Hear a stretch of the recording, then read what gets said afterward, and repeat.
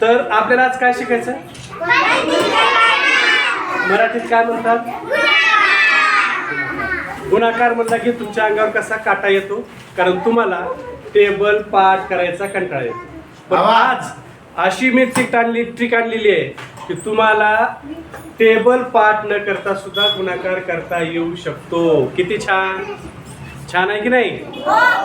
चला, तर आता तो गुणाकार कसा करायचा, टेबल पाठ न करता सुद्धा गुणाकार कसा करता येऊ शकतो ते आज आपण पाहणार आहोत. यासाठी एक छोटंसं उदाहरण मी घेईन. बघा, एक उदाहरण मी घेतो. 3 × 2. छोटंसं उदाहरण आहे. 3 × 2. एक तर आपल्याला 3 चा टेबल 2 पर्यंत बनावं लागेल किंवा 2 चा टेबल आपल्याला 3 पर्यंत बनावं लागेल. पण दोन्ही प्रकारचे टेबल बनायची गरज नाही.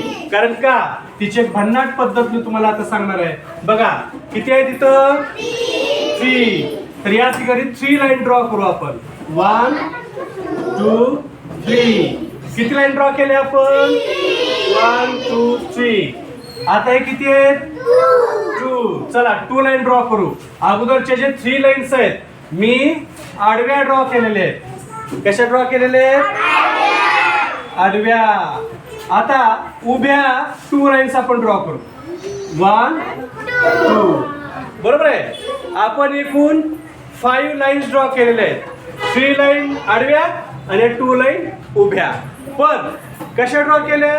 या 3 लाईनच्या वरून त्याला क्रॉस करणाऱ्या 2 लाईन्स आपण ड्रॉ केल्या. आता काय करायचं आपल्याला? आता काहीच नाही करायचं, शांततेनं त्याला मोजायचं. कशाला? या क्रॉसला. किती क्रॉस आहेत? 1 2 3 4 5 6. किती क्रॉस आहेत? 6 क्रॉस आहेत. आणि आपला आन्सर आलं 6. काय अवघड? आपल्याला टेबल मोजायची गरज पडली का? मल्टिप्लिकेशन झालं का? नाही झालं? झालं ना. मल्टिप्लिकेशन झालेलं आहे आणि आपलं उत्तर 6 आलेलं आहे. आपलं उत्तर 6 आलेलं आहे. चला, अशाच पद्धतीनं थोडंसं मोठं उदाहरण पाहू आपण. ठीक आहे, चला मोठं उदाहरण पाहूया. 9 × 3. 9 × 3. चला, एक तर आपल्याला 9 चा टेबल 3 पर्यंत बनावं लागेल किंवा 3 चा टेबल आपल्याला 9 पर्यंत बनावं लागेल. परंतु आपल्याला टेबल बनायची गरज नाही. काय करायचं मग? चला, 9 आहेत तर आडव्या किती लाईन्स आपण ड्रॉ करायच्या? 1 2 3 4 5 6 7 8 9. किती ड्रॉ केल्या? 9. आणि उभ्या किती ड्रॉ करायच्या? 1 2 3. आता बघा, हे उदाहरण थोडंसं मोठं आहे. या ठिकाणी तुम्हाला मोजता किती चांगलं येतं त्यावर उत्तर तुमचं बरोबर येणार. मोजण्यामध्ये जरी तुम्ही चुकलात तरी उत्तर चुकणार आहे. तुम्हाला टेबल पाठ करता येत नाहीत पण तुम्हाला मोजता येतं, तर मोजण्यावर आपलं काम होऊ शकतं. दोन्हीपैकी एक आलं पाहिजे. एक तर तुम्हाला उजळणी मोजता आली पाहिजे, नाही तर तुम्हाला टेबल पाठ केले पाहिजे. दोन्हीपैकी एक तर करावं लागेल. बरोबर आहे. समजा तुम्हाला टेबल पाठ नाही तर मोजून सुद्धा आपल्याला मल्टिप्लिकेशन करता येतं. चला, आता या ठिकाणी मोजूया. एक जरी अंक मोजण्यामध्ये चुकला तर उत्तर आपलं चला मोजूया. 1 2 3 4 5 6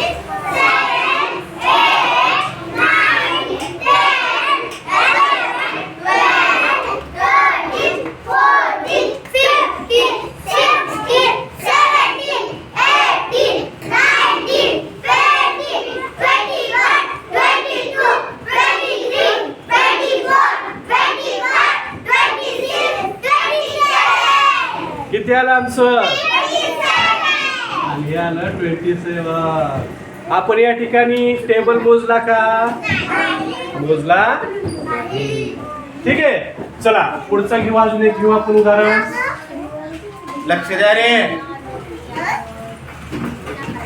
चला पुढचं उदाहरण घेऊ.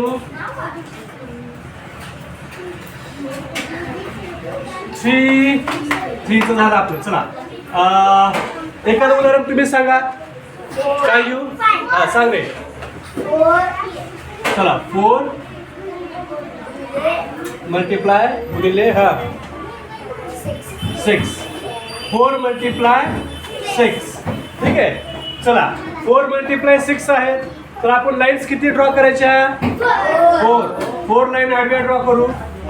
1 2 3 4. चला आणि 6 लाईन कशा ड्रॉ करायच्या? उभ्या लाईन करू ड्रॉ. 1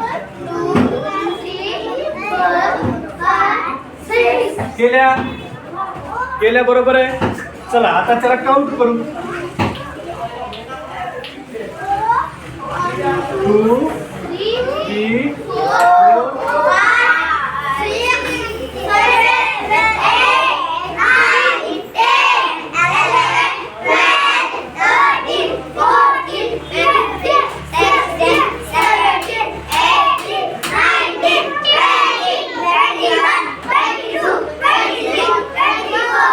किती आलं उत्तर? 20. अवघड आहे का? आपल्याला 4चा टेबल बनायची गरज पडली का? 6चा टेबल बनायची गरज पडली का? नाही. आपण फक्त काय केलं?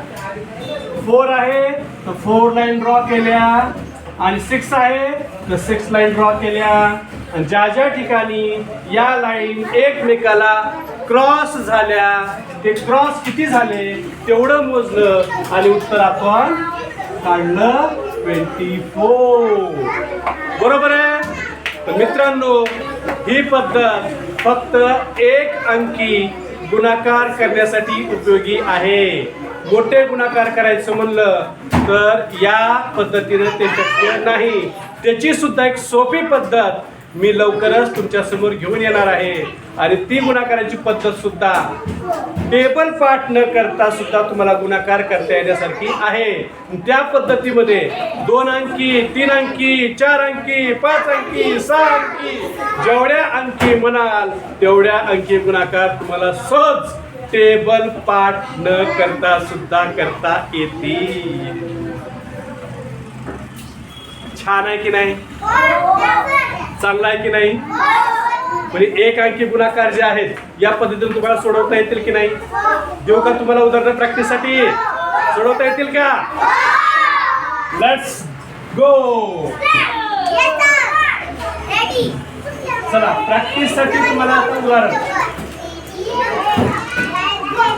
चला फर्स्ट उदाहरण, first example. 2 multiply 3 multiply 4 3 multiply 3